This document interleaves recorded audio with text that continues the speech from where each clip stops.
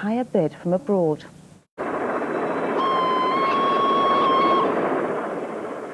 It's the locomotive that became a national icon. The first to top 100 miles an hour, the first to complete the London to Edinburgh run non-stop. The Flying Scotsman even starred in Britain's first talking movie.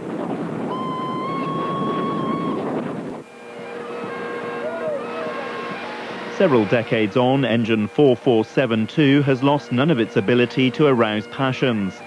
The current owners are deeply in debt and planning to sell it to the highest bidder, even if that means the legendary locomotive going abroad. The National Railway Museum in York has appealed to the public for donations. It wants to buy the engine to save it for the nation.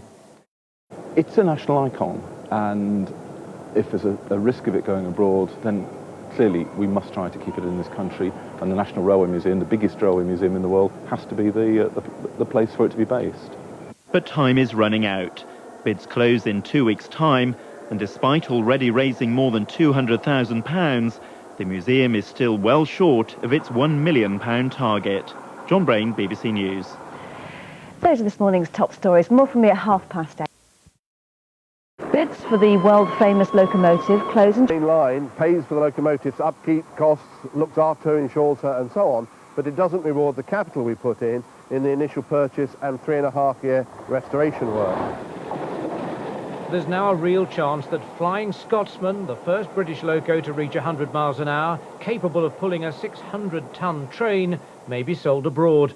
The National Rail Museum, launching today's last-ditch appeal, are still well short of the expected selling price.